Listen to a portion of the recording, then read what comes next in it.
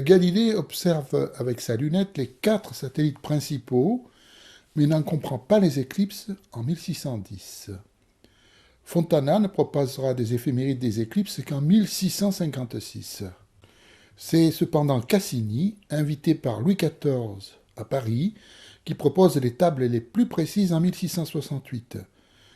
Grâce à cela, Romer mesure la vitesse finie de la lumière en 1676. Au XIXe siècle, on pense ne pas faire mieux que les tables de Samson, où sont prises en compte les perturbations subies par les satellites. La précision sur la position est de 800 km. On pense ne pas faire mieux. Les vols spatiaux des missions voyageurs montrent que l'erreur est en fait de plus de 3000 km, nécessitant une amélioration des paramètres orbitaux.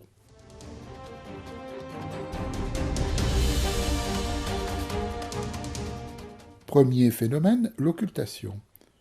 Le satellite passe derrière la planète et touche le bord entrant ou apparaît au bord sortant.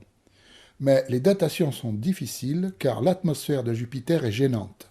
Ici, nous voyons Io orbiter autour de Jupiter. Et puis le satellite perd son éclat pendant un moment assez long avant de réapparaître. Il subit une éclipse, passant dans l'ombre de la planète. Retrouvons Ganymède occulté, passant derrière la planète. Vu de la Terre, il réapparaît plus loin que le bord sortant, au niveau de la fin de l'ombre de Jupiter. L'éclipse se termine pour lui. Ce moment est également difficile à mesurer avec précision, les phénomènes étant lents. Ici, Io se rapproche de Jupiter. Une ombre le suit. C'est son ombre portée qui produit une éclipse totale à la surface de Jupiter. La sphéricité de Jupiter fait qu'il est difficile d'en mesurer le début et la fin. Il y a donc passage ou transit et ombre. Parfois, ces phénomènes sont multiples, comme ici. L'ombre de Ganymède, rattrapée par celle de Io, et lors de sa sortie, entrée de l'ombre d'Europe.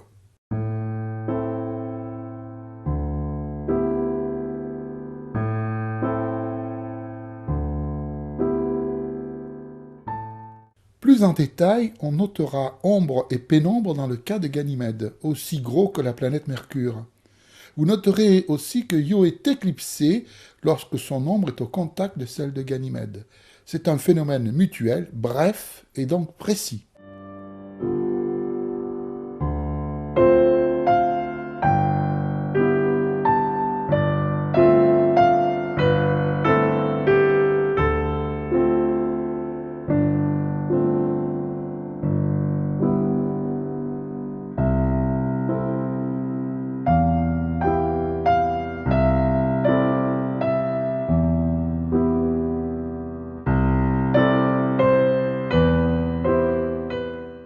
Plaçons d'abord le Soleil, puis la Terre en orbite autour du Soleil.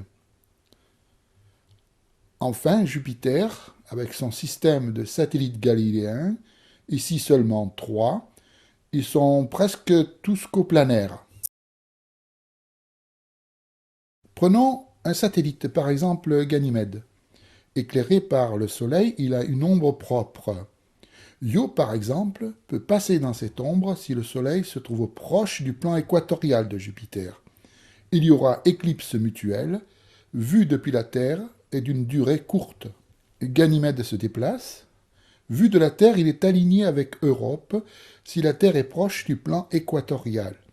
Il y aura donc occultation mutuelle dans ce cas.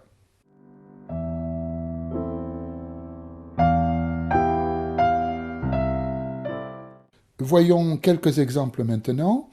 Vous noterez la brièveté des phénomènes et donc la possibilité de faire des mesures précises.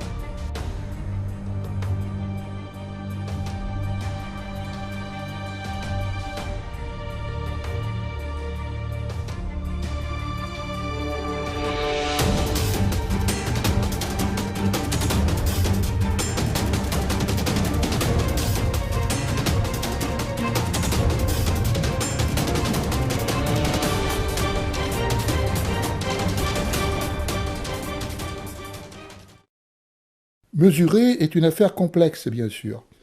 Soyons quand même de la partie, car peu d'observatoires participent à cette recherche nécessaire dans le monde et même en France. Une belle expérience scientifique est à tenter.